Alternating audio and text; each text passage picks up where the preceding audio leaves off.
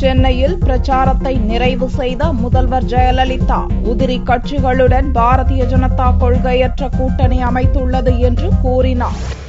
அதிமுக பொதுச் செயலாளர் ஜெயலலிதா தனது தேர்தல் பிரச்சாரத்தை திங்களன்று இரவு சென்னை தி நகரில் நிறைவு செய்தார்.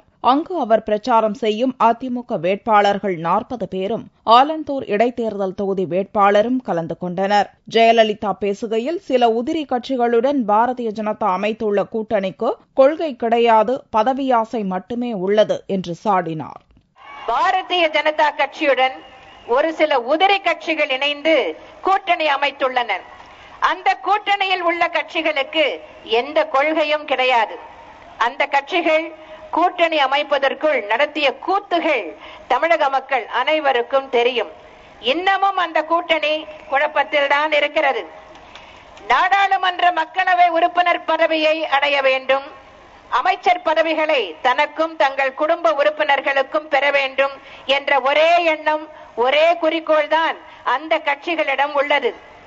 இலங்கை தமிழர் பிரச்சனை, தமிழக மீனவர்கள் பிரச்சனை, காவேரி நதிநீர் பிரச்சனை என தமிழக மக்களின் முக்கிய பிரச்சனைகள் எதுவுமே பாரதிய ஜனதா கட்சியின் தேர்தல் அறிக்கையில் இல்லை. இந்த கூட்டணியால் தமிழகத்திற்கு எதுவும் செய்ய முடியாது. எனவே இந்த கூட்டணிக்கு வாக்களிப்பதும் பயனற்றது. தனது பேச்சில் ஏமாற்றும் சிந்தனை இல்லை என்று கூறிய ஜெயலலிதா, இலங்கை கடற்படையினருக்கு தமிழக மீனவர்களை காட்டிக் கொடுத்தவர் கருணாநிதி என்றும் பேசினார்.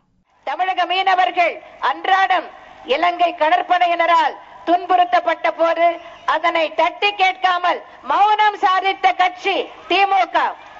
தன் மூத்த மகன், இளைய மகன், மகள், பேரன் ஆகியோருக்கு அமைச்சர் பதவிகளையும் நாடாளுமன்ற உறுப்பினர் பதவியையும் பெற்று தந்து தன் நலத்திற்காக தமிழக மக்கள் நலனை அடகு வைத்த கட்சி திமுக. சதா சர்வ காலமும் தன் மக்களை பற்றி மட்டுமே சிந்திக்கின்ற கட்சி திமுக. இலங்கை கடற்படையினரால் தமிழக மீனவர்கள் துன்புறுத்தப்பட்ட போது மீனவர்களை பேராசை பிடித்தவர்கள் என்று சொல்லி மீனவர்களை காட்டிக் கொடுத்தவர் திமுக தலைவர் திரு கருணாநிதி. தனது பிறந்த நாளான பிப்ரவரி 24ஆம் தேதி அதிமுக வேட்பாளர்களை அறிவித்த ஜெயலலிதா கடந்த மார்ச் 3ஆம் தேதி காஞ்சிபுரத்தில் தேர்தல் பிரச்சாரத்தை துவக்கினார். சென்னையில் கடந்த 19ஆம் தேதி பிரச்சாரத்தை துவக்கிய அவர் வேன் மூலம் பிரச்சாரம் மேற்கொண்டார். கடந்த 45 நாட்களுக்கும் மேலாக இடையில் சிறிது ஓய்வெடுத்துவிட்டு தொடர் பிரச்சாரம் மேற்கொண்டு சென்னையில் முடித்துள்ளார்.